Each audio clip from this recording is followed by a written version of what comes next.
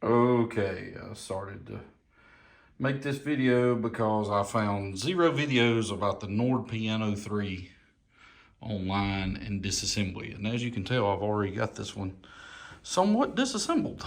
Um, anyway, to tell you how to disassemble it, it's pretty easy, but there's like 6 screws on the back here that you need to take out. There are, I think there's 2. These 2 here, they're kind of more spread out. Those 2, if you take those 2 out, and then on the end blocks, you need to take out all the screws except for the one in the bottom corner there. If you'll leave that one and just loosen it, then the top will flip up like the hood of your car, and it'll give you room to disconnect these ribbon cables from the motherboard there. So anyway, you can see I've already done all that and got all this out.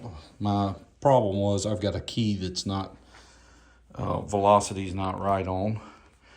And I've done this before on Yamahas and Rolands, but never a Nord before. So what happened was I went ahead and ordered some new key strips from Centaur. For the Piano 3, it's a 3 position like that. That's one I've cut. Centaur, just in case you want to know how to spell it. Anyway, I'll flip this over and take a look and see what actually I'm doing. Hey, before I flip over though, I just want to say, so I took the key assembly out, and since I'm going to be cleaning contacts, replacing contacts and stuff like that, I just want to say that before I opened any of that stuff up, I went ahead and wiped off the keyboard, sprayed it with compressed air, cleaned it off as good as I could, and also cleaned out the casing good, because the problem is either from contamination or wear. So if it's contamination, let's get all the contamination off before we get into the good parts, instead of cleaning everything up, putting it all back together, and then making it dirty inside by cleaning the keys and stuff after it's over with. Okay, so if you take out all the screws that hold these boards, there's 3 boards here for the contacts. If you take all the screws out and these supports out, you can pull these boards up. I've got this one loose and pulled up, and you can see the contacts underneath. So those gray things there are in strips, rubber strips, and that's what I'll be replacing.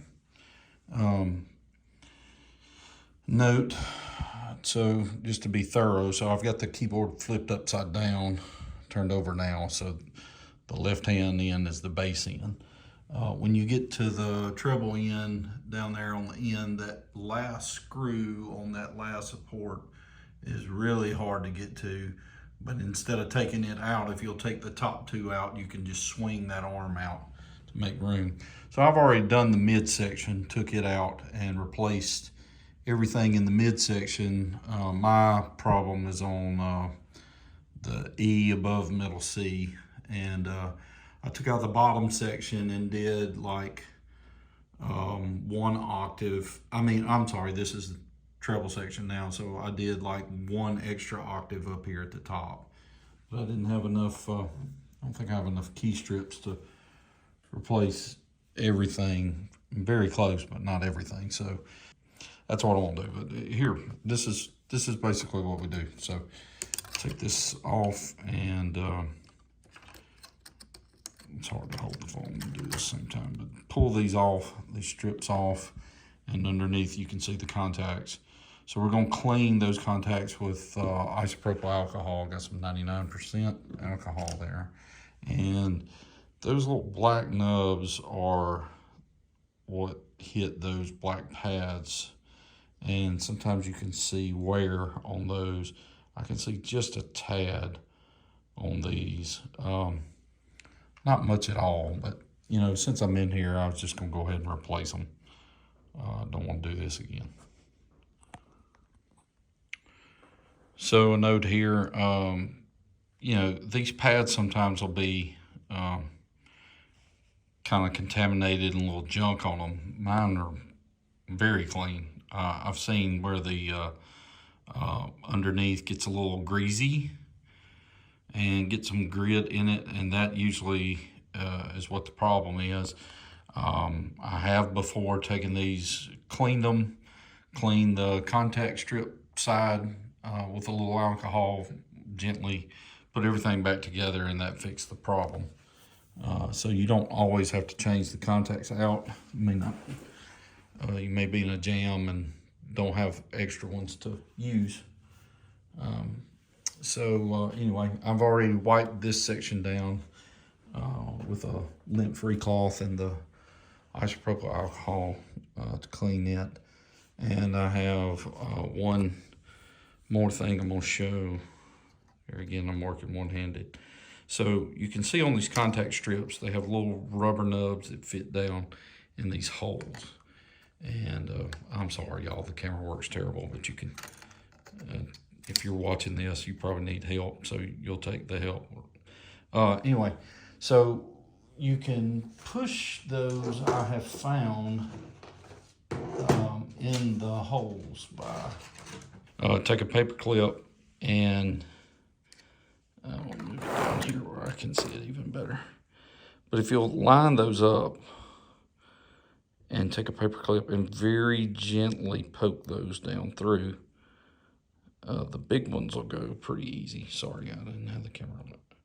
Anyway, you can hear them when they go in because the little nubs will come out the other side. Now the very small ones on the corners, they're a pain, and you have to be very careful with those not to poke a hole through them, else they get very hard to get situated.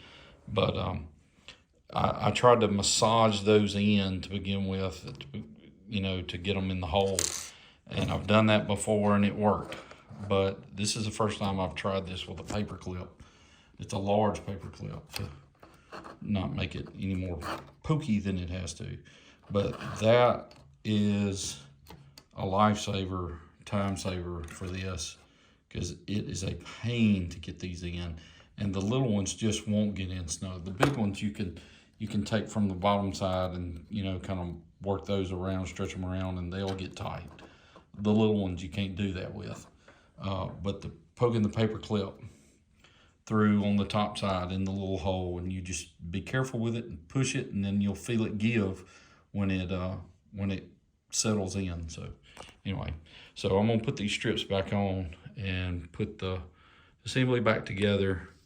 I've already cleaned the keys and cleaned everything, and then I'll be putting it back together and testing it out.